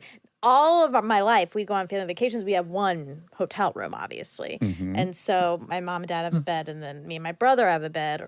And my dad would snore, and then it would stop, and I would be like, he's dead. Yep. And I always thought my dad was dead, so like more reason to think he's dead. And so anyway, yes, I think I just got had a little PTSD. Yes. So back to the airplane today. I guess you can't take it on a plane. It's too big, right? No, I had it with me. You actually can. It's not even counted as carry-on because it's a medical device. Oh. So yeah, I had it. I guess it's never occurred to me to fucking Pull it plug it out. Oh in. my God, that's so great. Yeah. You're like, the guy's like using it to charge his laptop to do his spreadsheets. And you're like, I'm so sorry. Can I take this power? I want to take a nap. I need All the this. lights go out. Trip the breaker. Trip. Oh my you know, God. But we spent 2 weeks together in the motorhome, and I didn't hear him at all. But you didn't hear him that night. So I have no trust in your ability to know the sound. I had the machine in the motorhome. You did, yeah. It was like a little church mouse with the other mice. In fact, the mice were louder than Aaron. That's when I heard him, is in the middle of the night. Wow, yeah. That is wild, because you're right. I can sleep through it for the most part. I just have been 30 Desensitized. years of sleeping in the same room with them, and Yep. it's crazy, but I got there. The fact that I do have hearing good enough that I heard mice in the middle of the That's night incredible. tells me my hearing is good while I'm asleep. Unless the mouse was right by your ear. No, it was like, I think I told you this. I thought Aaron was up eating chips. Right. I was like, God damn it, he's know. gotten Yeah, into the ruffles. the mouse was eating the chips next to me. Not Yes. Oh, even it was by close you. to Dax, no. But maybe you heard the bag crinkle. I heard the bag being opened and crunchy crunch, Yeah. and I thought Aaron's tearing into those ruffles in the middle of the night. stop. We're gonna have to talk about that in the morning. I can't stop. Hungry. So hungry. Did you see how delicately Aaron was handling those mice on Instagram? Yeah, When we caught them, Of course. yeah. I thought it was so nice. Yeah, the tender side of him. It's so Yeah. sweet. All right. Well, Oh, I know an update that I have to give. okay. Because Monday's episode, we came out that I had been in a motorcycle race, and I was just had the singular goal of not finishing last. Yep. And I achieved that goal. Yes. Yes. And I guess that's an update that's worth saying. And did you have fun? That was the main Had a goal. blast. I was telling Aaron about it today when we were working out. Got down there and I missed the first practice. Anyways, we had two like heats and you got time to see if you'd make it to the main race. And we kept making it through our heats. The race was supposed to start at 1:40. They had been running late all day. So we got down to the track from the pits, which is a bit of a ride. So I had Kristen and Delta on my motorcycle. DeCastro had Lincoln on his motorcycle. We ride to the track. We're putting them over the fence so they can watch. It's 1:30. We're 10 minutes early. And we look, our race is happening. Oh, God. It's happening. There's like 10 different classes, and our class is racing. And I have this moment where I'm like, no, We've driven all the way to Huntington no. Beach. Now my family's here to watch, and there's the race. I'm not in it. That's it. So in a moment of panic, I just enter the track mid-race, and then by the blessings of Thor and Valhalla, there was a bad enough crash right as I entered that they had to do a total restart of the race. So then DeCastro followed me out. We got on the line. Everyone else had already had a lap, restarted the race, and we made it in time for the race. It was assholes and elbows. People were crashing left and right. And there were 17 of us, and we finished 6th and 7th. DeCastro beat me. Great. Yeah. Sounds perfect. Sounds like a perfect race. Man. I did see a little video. Yeah. Kristen made fun of it pretty good. She already tell you about it? She showed me the video. Oh, yeah. The video was cute, good. It just was fat. It was over she also fast. missed a lot. Okay. So 2 things. She's right, and there's a lot of stuff missing from that video. Okay. She doesn't have my passes. I got 2 guys on one turn. It was so exciting. Oh, yeah. No, I think she was more laughing at that it was very quick. Yes, it was only 6 laps. Right. Yes, on a short track. So I was telling her this. Well, let's get to the meat of this. Because I was very quick to admit it to Aaron, so I should admit it to everyone. This is really parallels an experience. Oh, that's a ding, ding, ding. Bree, you met Bree.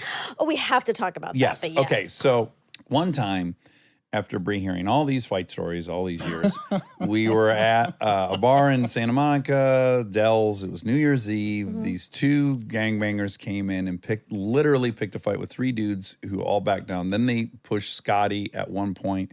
Next thing you know, Scotty and I are in a fight with these 2 guys. Yeah. The fight, again, probably lasts 45 seconds. You know, in my mind, it was a 6-minute ordeal. Okay. It was probably 45 seconds. And you take that 45 seconds if you're a boy, and then you talk about it for 9 hours. 9 years. Years, yeah. You're right, even better. Talking about it today. Yep. 20 years ago. So we're at Scotty's house after the whole event, and we're by the campfire, and now everyone's talking about it. Dean was there, a buddy from Detroit. Everyone just, every element of this scuffle is being retold. And Bree just ran, maybe because she was drunk, she just hit me with the truth. She's like, I don't know. I thought it'd look cooler.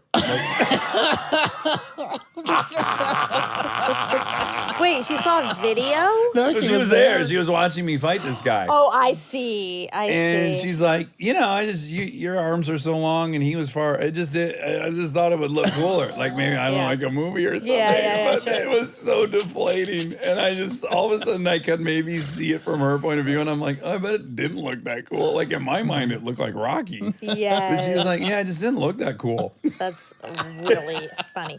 It was a reality shattering. To let moment. Kristen off the, she was not saying it wasn't cool. No, I know. But so the race finishes and we're back in the pits. And it, mind you, now I have some self-awareness.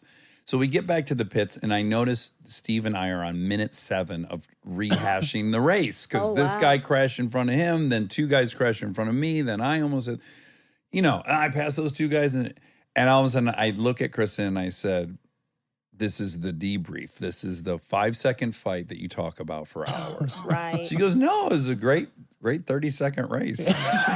She said, all of that happened, huh? Wow. Lot to talk She said about. it was a 30-second race. I was just like, oh my, it was so demoralizing.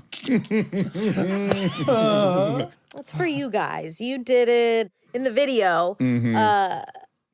The whole video. Let it rip. No. Let it rip. No, I was like, oh, cool.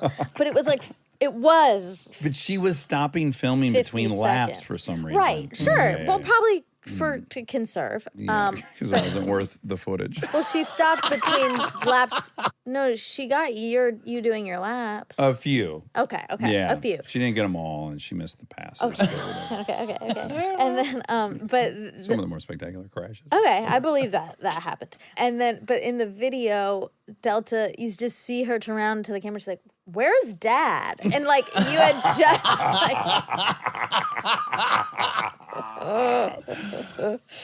oh. I wish they hadn't come soon as they were in position. I was Why? like, It's this isn't worth fun. them having come down for this.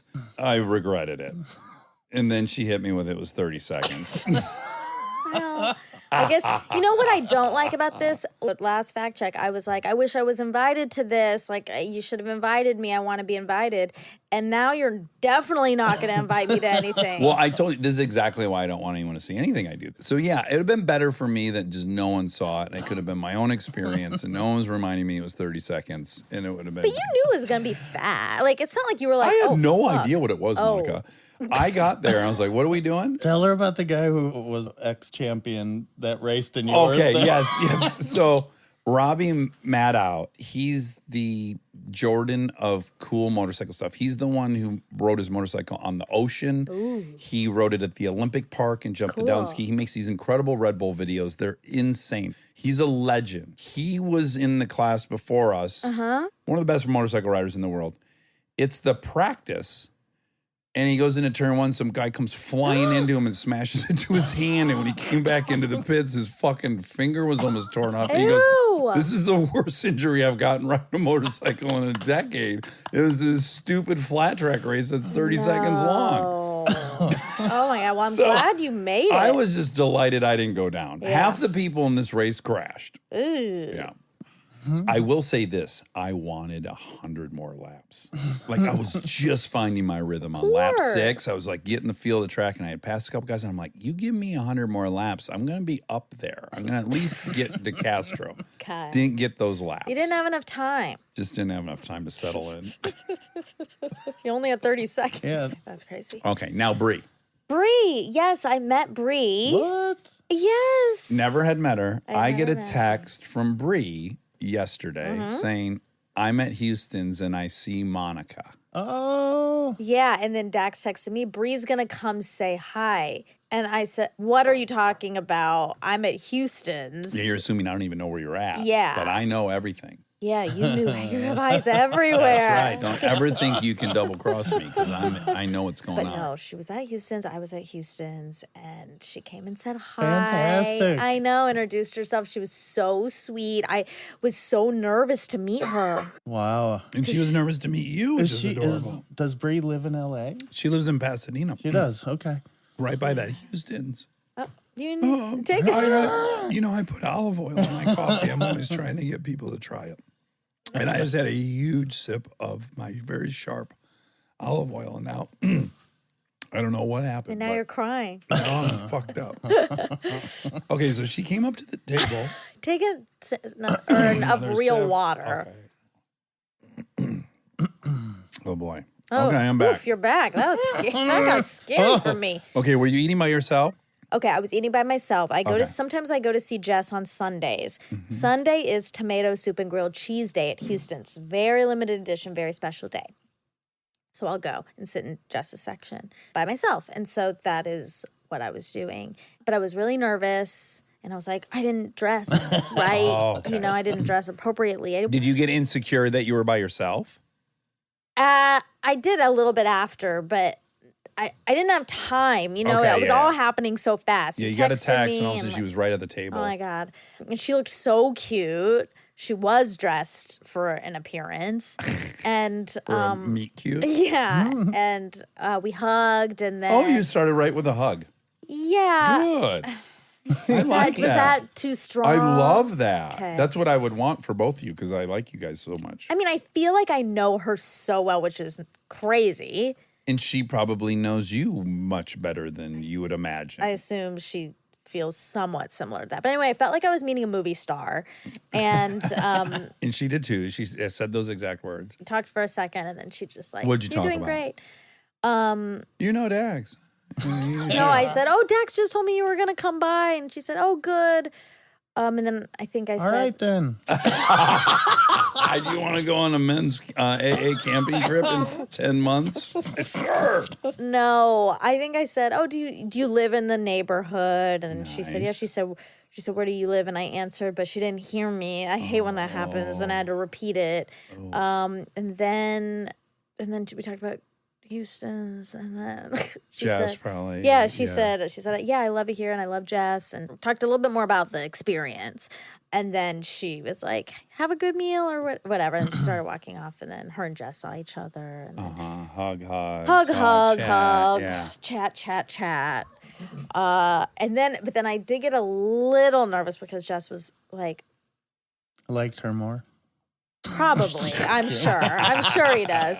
No, he was clearing the table next to mine, and he was going to try to get Brie that would've been- quickly. Oh. He wanted to But help she wasn't her. already seated. No. Oh, okay. That's a totally different dynamic than she was mid-meal and came over to I say think hi. she was waiting. She was waiting for a okay. seat. I would have not wanted to sit next to her. Well, right. So Yeah, then Jess was starting to clean it, and he was like, is it weird? I said no. I was like, no, get her, seat Sure. her. But then as soon as I said that, I was like, no, I don't want that to You know, you have to happen. keep like making eye contact and smiling and waving, but not joining each other. That And would have then been I really brutal. felt by myself. Because I was like, Yeah. oh, fuck. I'm sitting by myself, and if she sits next to me, then it's... Because if I have a friend, I can just talk to my friend. That's right. But I didn't have a friend. No, it could have been really awkward. But it also would have been fine. It would have been She's fine, but it would have been I would have if I mean, oh my God, yes, I love that. Yes, oh, he speaks so high of you. Okay, great, enjoy your meal. And then I see them for the next hour 1 foot away from me. Oh my God. Yeah, You'd have to, well, then I'd say, well, don't ever look up at that table because you don't want to make eye I contact. wouldn't. I would just be on my phone the whole And then time. I'd be insecure the whole time. Like, they're thinking, what is he looking at? If they glance over and I'm just staring at my plate, I guess. No, phone. This is why we have phones now. You can always be looking at your phone. Anywho, that didn't work out. She sat somewhere else. Okay. By the grace of God. No, it was really nice to meet her. And then on the way out, she came and they said bye. And I met her husband and her children. Oh, good. Whole She was there family with the whole there. gang. Yeah, it was really cute. Did you see her little girl, Mazzy? I She's saw the girl and the boy. Yeah. They were really cute. I like the little girl because she's got the same ears that stick out like Brie. I didn't notice that. Yeah. So then you text me, oh my God, she's so pretty. And I felt like she was a celebrity. And then so I immediately sent that to Brie. I knew it would make her feel really happy because I want her to feel happy. And she wrote back, oh my God, I just said the identical thing to Jess. And she was nervous that she was meeting a celebrity. I thought this was so sweet on both ends. Anywho, it was really nice to meet her. I should have told her that she was built like a brick shit house. How about this? Even better compliment than built like a brick shit house is the time She had all the right stuff. all the right shit. shit. You remember that story, Aaron? She and I were tubing on the San Marcos River. Oh, in I do. Austin, Yeah. And this awesome hillbilly came. He's like Yep. coming off the bridge, had a cigarette out of his mouth, cut off jean shorts. And he saw that I was with her. So it's not like he was hitting on her. And he Yeah. just goes, damn, girl, you got all the right Oh, shit. yeah. She said, I like that. Yeah, I like that. Yeah. I felt like I time traveled or something Yes. because I met this person from your life. You know so much about her. So I know so much about her from you. And she's a real person in this world who goes to Houston. yeah. When you sent the text that she was going to come say hi, I was like, but that's Beyonce. Like, Beyonce isn't real. Right. She's right. just like a person people talk about. But she's not real. Then also I was like sad. Yeah. Like, That we didn't make it. well, kind of. Like, it made me sad that, like, you can have this intense, very deep, meaningful relationship with the person, and then now they're at dinner with their husband and 2 children, and it's just like life is sad, kind of. I don't know. It's also beautiful. Yeah. Like she and I had some life together in Santa Monica. Yeah, I know. And now she has this beautiful life with Brad and her beautiful kids. This is fun for the listener. Yeah. I don't know if we've ever said this. Oh, you should say this. This yeah. is incredible. At some point, we hang out with Bree and I don't know how this all becomes unveiled, but the point is Kristen had met Bree like I think one time that Kristen came over, like we first started dating. My mom was in town, so Bree was visiting to hang with my mom. Yeah. And she came over and we all like ate dinner together. And then Bree left and she was like, not conventional to have dinner with your ex-girlfriend on And your like a mom. 8th date, you know? And I was like, I guess, yeah. But now that she's just a good friend of mine, blah, blah, blah. Yeah.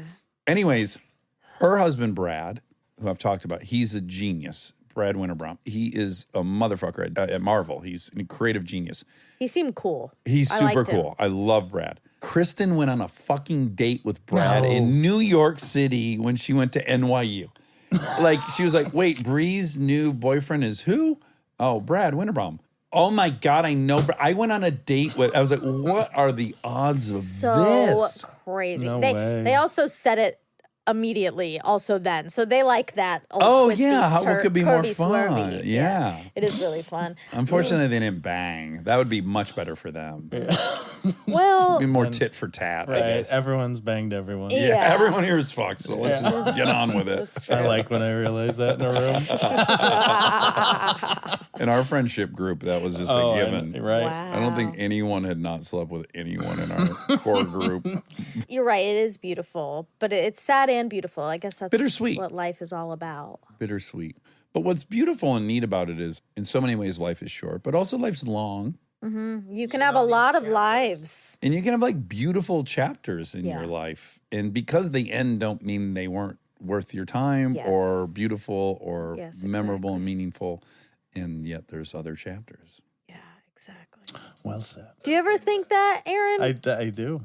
I don't want to put you in a position, but I know this just happened. Like Aaron was just at his kid's soccer game and he's with his ex-wife and it's just harmony, right? It's just like you're looking at this beautiful boy you guys created. yeah. He's such a sweetie pie and he's huge and gorgeous and he's an athlete and they're sitting there in harmony, right? Yeah. And it's taken a while to think like that, but I definitely do. And I think there's chapters that are definitely worth it. I think if people can be grown up about it. It feels dishonorable to pretend. That's the thing for me is like, how could you have spent a decade with Adrian and pretend you didn't? But Aaron and I have this in common. You're friends with all of your exes. Yeah. Even the shorter relationships. I know that you and I had a lot of when we were younger that we continue to be friends. Oh, Yeah. yeah. That's nice. Anyway, Anywho. okay, well, that was really a fun Sunday for me to get to Yeah. meet Bree, a celebrity. Got to meet a celebrity yesterday. So I met a lot of your ex-girlfriends. So there's one left that you are refusing to. Well, there's more than one left. there's one but left that there's I one care that about. you care about. Yeah. I'd like to meet Carrie. Oh, you'd love Carrie. Yeah. She's wild. Yeah. Gotta meet But I Carrie. really- And Trishy. Do you want to meet Trishy? Oh, sure. Yeah. Okay. Let's Sure. bring Trishy into the mix. Did you see the Bundle. picture I posted of I Carrie did. and It's Trishy? so cute. Oh my God. Well, part of it for me is, because I'm just like jealous a lot. Yeah, Of everything. Sometimes I have this with people in my life where I'm like, it's a little uncomfortable that somebody knew you when I didn't know you. Uh-huh. I have this with a lot of people. Right. And of course, that's just how life goes. It's normal. But it's weird. It's weird when you think you know someone so well and then you realize, oh my God, they had a huge whole life. I mean, I met you and you're older than me. Had to say that. But really, like, Yeah, when I was already 40. no, were you 40? 39. You were, On the verge. yeah, Because you were on the verge. Yeah. Delta was born when I was 1 week before my 40th birthday, I guess. Yeah. And I was doing some light sitting for Lincoln before that. Yeah, Anyway. a little bit. In it. Anyway, yeah, still older than me though. So a whole life. Yeah. I get that. I was thinking about this a lot the other day in reference to something else we've been chatting about. I guess like the thing occurred to me that just I think fundamentally you and I have a different perspective on is you have kind of a zero-sum view of things and I kind of have an infinite view of things. So it's like if someone's attention goes to someone else, that's attention you're not getting or focus you're not getting or Well, sometimes love. that's real, especially with attention. Love, I think you're right, is more amorphous, but Yeah. I mean, if it was really like, if you could say it was black and white, like, I want plans with you on Thursday. No, I'm picking to go out with Joe. sorry, Rob. Did that trigger you about the David thing?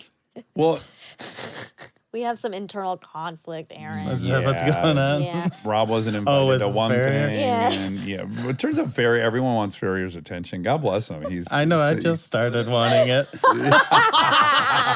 We've never met in person, but I think about him often. Get in line, Aaron. It's a long ass line. Right.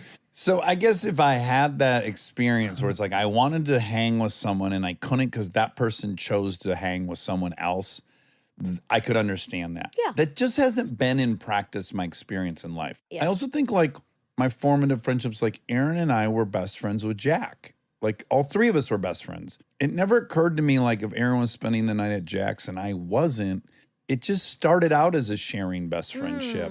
Aaron and I were best friends, and Aaron and Dean and I were, Yeah.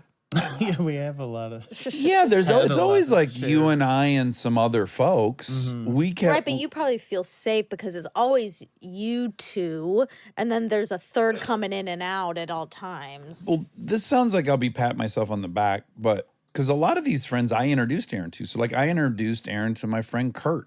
He and Kurt moved to fucking Georgia together. Like I didn't live next with day. Aaron. He didn't come to live in California with me. Yeah. But I genuinely was like, I'm so glad Aaron's having fun with Kurt and he's Right. not alone. Like I just was like, well, Aaron and I have a cellular love for each other and Yeah. I'm not worried. Have Yeah, you ever been that's jealous true. of any of my friends? I was just trying to I think I'd be lying if I said I wasn't, not when we were young, but later in life. Yeah, I think maybe once in a while when I'd come out here, I knew you had been having so much fun with like Nate Tuck, and I was in a funk in my life. And I think those were maybe sometimes I felt Sure. a little jealousy. Yeah. That makes sense. It makes Especially sense. if you're observing me have something with someone that's similar to what you and I have when we're in business. Yeah, right, Yeah. right, Yeah. And I'd say Nate is the person that I was most in business with. right. Nate and Scotty were the only two people that I ever felt like that in business with. Yeah, and I am 100% on board with Nate and Scotty. And you being in business with them. No, but it's human. I guess that's what, like, because sometimes I think I like that you're saying that, Aaron. One, it's very vulnerable. And two, I think it's more common to be on this side of those feelings than on your side of them. I mean, yours is very commendable, but you really are working against some vestigial Some natural, primitive, Yeah. primal humans. security stuff. I'm not complimenting myself. I'm not working at this. No, I I'm just happen to complimenting. be wired Yeah. this way. I know. I'm happy when you guys are on your road trips. You are. Okay. Yeah. But sometimes I want to join for a little bit. Sure. But- Until the snoring For like starts. a day. Yeah. Till the machine breaks. Yeah, exactly. Just for like a day. Okay, we didn't do any facts, but there aren't that many because he knows Is stuff. beyond reproach. Exactly.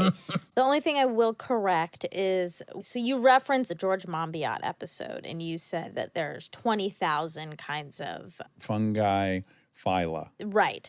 I went back and listened. Hard to find the exact moment, but God I bless did you. it. I Wow. did it. That was laborious, I'm sure. It kind of was. Yeah. But I found it. 1,000 phyla, major groups of bacteria in the world. Okay. And then all human gut are in 4 phyla.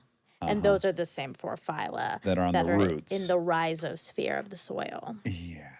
So 1,000 versus 20. Not bad. 20x error. Yeah, 20x not bad. error. Not bad. And then I guess I just thought it was interesting. I didn't realize how rare spleen cancer, like how rarely it metastasizes in the spleen. Very interesting, I didn't right? know Like that. all the secrets must lie within the spleen. Do you know this, Aaron? Yes. The spleen and the liver are identical in shape, yet the liver gets cancer all the time, and No. the spleen won't get it Almost virtually. never gets like You've metastasis. never heard of. Yeah. As it's traveling all through the body, the spleen is like, no, you can't stop here. Well, it can happen, but it's so rare. So it's 2% of all lymphomas. But comparatively, it's very hard to metastasize in there. They don't know why. It's a very encouraging thing to know. I think so. Yeah, because you think if you could recreate the microbiome or whatever, the microcosm, The cell. Whatever's happening structure. in that spleen, if you could recreate it in other organs, it'd be nearly impervious to cancer. I know. Or can you just pull the cancerous cells out of everywhere else in your body and put it into your spleen? To get it munched up Ew. like a garbage disposal. Munched up. Yeah, that would also be good if it detected any abnormalities to send. I mean, that's what the Route immune it. system's supposed to do, and then it just gets thwarted. It gets thwarted. It's a great word. All thwarted. right, well, we those love- were the only two things. Well, there was one more, but it was or like two whatever. more. But one was that you said that psychedelics and ecstasy are prevalent in Kerala. But were you just saying that? I was not saying that. Okay, I had a friend who relapsed, and it was on a spiritual sojourn to Kerala. Oh, And they told me, well, you know, everything is available there everywhere, and it's In all India or very just- high grade, just in Kerala. really? Yes, and that it's very, because it's a big meditation retreat area, I think. It's a pocket of like where people go to take retreats, I think. This person was like, it started with, you know, kind of a TM-ish trip, and then it was, oh, this is all available. Oh, psilocybin, that seems medicinal and great. And then it What it was turned into. everything. Yeah, of And then he course. came home, he was Wait. drinking again. Sure. Yeah. Sucks. All right. But well, according to him, there's one human's account of what he found. Yeah. Whatever. I don't know. I'd certainly like to go find out. course. Double check, cross those T's and dot those I's. yeah, Just ask some people. for science. I can't get ecstasy from you, right? This isn't prevalent here, is it? You don't have Molly, do you? You're not allowed. I'm gonna tell them. Those are my people. See, if you see a big honky, Don't you too many dare. tattoos, you'll see him. Oh, you'll He'll see be 'em. bragging about a 30-second race he just finished 7th in. He'll talk to you for an Seventh hour is about it. good. Seventh is Yeah, good. listen, it's way above what I was expecting. Yeah, it's great. All right. All right, I love that's you. I it. love you Aaron. guys. Yeah, guys. Order a cameo from Aaron, as you heard. He'll be fucked up over it if he doesn't send you He a good cares one. so much He that he does. thinks about it days after. That says a lot. It really does. I'm glad you feel that way about it, to be honest. I'm glad that you're glad because I was embarrassed to say it. Oh, it's No. sweet. Anything you do, you should fucking care about doing it or don't Yeah, do it. I agree. Right. I agree. All right. All right, love you guys. Love you. Bye-bye.